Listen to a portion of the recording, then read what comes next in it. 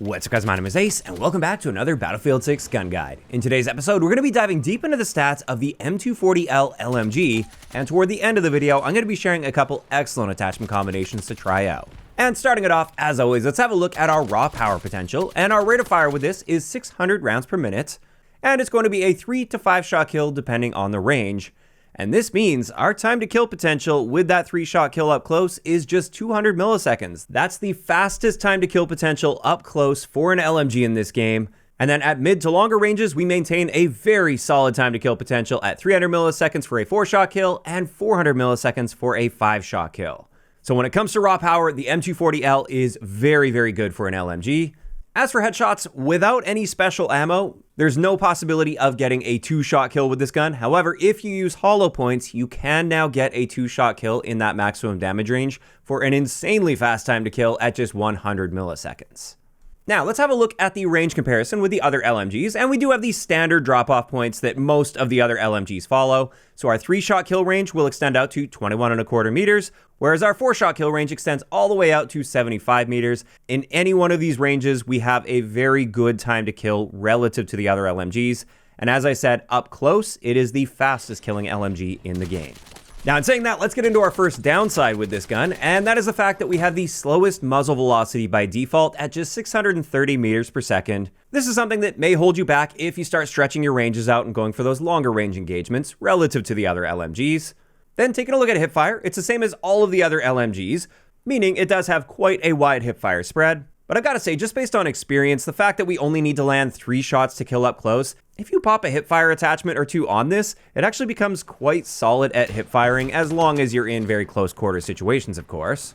So I wouldn't write off hipfire entirely with this gun, but then again, I'm probably not going all in on a hipfire build. And now let's have a look at recoil. And as you can see here, there's definitely some recoil with this gun. Also, a very noticeable amount of spread if you're holding the trigger down for a little bit. And relative to the other LMGs, this is a fairly high magnitude of recoil. In saying that though, it is quite a consistent recoil pattern. There's not a whole lot of horizontal recoil mixed in there, unlike something like the M60 for instance, which we just recently covered.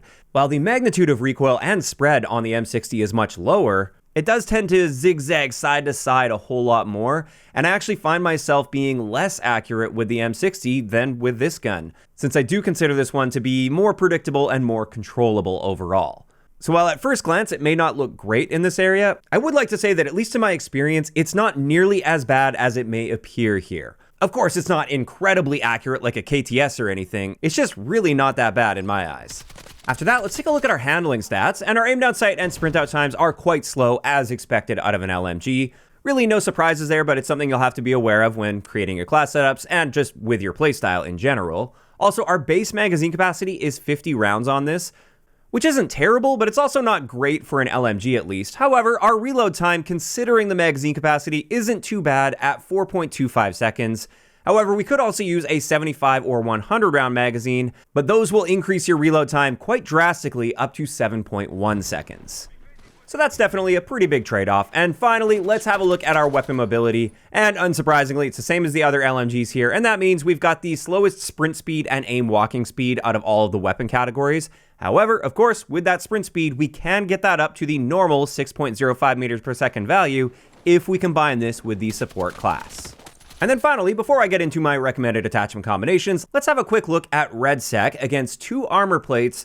This gun's going to be a 6 to 9 shot kill, which is not bad at all for REDSEC. And this gives us a time to kill potential up close at 500 milliseconds. That's great for an LMG in this game, especially when considering the range that you get out of it. And at a long range against 2 plates, we're killing in 800 milliseconds, which is again, pretty solid in REDSEC. And as a result, this wouldn't be a bad choice by any means in REDSEC, at least when it comes to your raw power potential.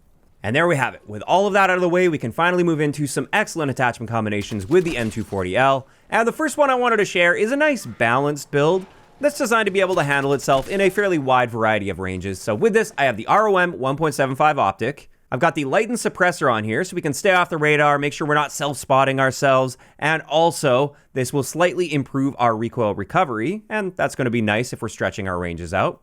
Also, for stretching out our ranges, we're using the heavy extended barrel here. That helps a bit with our spread as well as our muzzle velocity. It boosts it up to 787 meters per second. That's still not incredible for an LMG, but it's at least a little bit better than without this barrel. Then for our underbarrel, I'm using the folded stubby, partially for just a little bit of recoil control, but primarily for an aim down sight time improvement. Our new aim down sight time with this setup is 367 milliseconds, which is still a bit on the slow side when compared to like assault rifles or carbines, but it's not too bad for an LMG at least. As for our magazine, I'm actually using the 75 round mag, and while this does increase our reload time by quite a bit, and that might seem like a pretty big downside, another thing this does, outside of giving you the bonus 25 rounds in the mag, is it actually helps our spread when aiming down sight and moving, and that's a nice additional benefit there as well, and it really doesn't cost all that much to put on here, so that's why I like the 75 round mag here. And then finally, we're topping this off with hollow points. So this increases our headshot multiplier, and up close, it gives us that potential to get a 2-shot kill as long as both of those shots hit the head. And then at any other range, we just need to mix 2 headshots in with body shots in order to reduce the number of shots to kill by 1. Now with this, you can see the recoil is a little bit better than the base recoil. I mean, it's still not a ridiculously accurate gun, but it's very manageable in my experience, even out to fairly long ranges. And as I said, this is just a really nice, versatile, all-around balanced build to use with the M240L. However, I did want to share a more aggressive build as well, since I tend to like being a bit more aggressive than this one allows for. So with this second build, we're using the Mini Flex optic, the 50 milliwatt blue laser, that's going to be helping with our hipfire spread as well as our spread while aiming down sight and moving. We've got the CQB suppressor on there to once again stay off the radar. This time it's also not harming our hipfire at all, so that combined with the blue laser gives us the ability to hipfire in more situations than we otherwise would be able to, even though I'm not going into like every fight trying to hipfire, of course. On top of that, we're once again using the heavy extended barrel. This time we've got the slim hand stop to get that aim down sight improvement. And then we're sticking with the standard 50 round mag on this, the standard ammo, and we're topping all of this off with the rail cover for a slightly faster draw speed. And with this one, it's still fairly accurate. You can still stretch your ranges out just fine, but it's primarily made for those closer quarters engagements, and especially having the ability to hipfire more confidently, that definitely helps when you get into those more close quarters situations. And there we have it. That's going to wrap it up for today's gun guide on the M240L. And when it comes to my thoughts on this gun, now that I've really taken the time to sit down and play around with this, it's actually my favorite LMG in the entire game. I love this gun. And I'll admit, it did take me way too long to get into it and try it out and find out just how good this LMG is. So if you guys haven't really played around with this much yet, I would highly encourage you to do so. Because as I said, in my eyes at least, this is the best LMG in Battlefield 6. Now, of course, that's just my opinion, though, and I'd love to hear what you guys think about the M240L in those comments down below. And also, as always, I am open to suggestions for some future episodes. If there's a particular gun that I haven't covered yet and you'd really like me to cover it, please let me know in those comments down below, and that may get it pushed up on the list.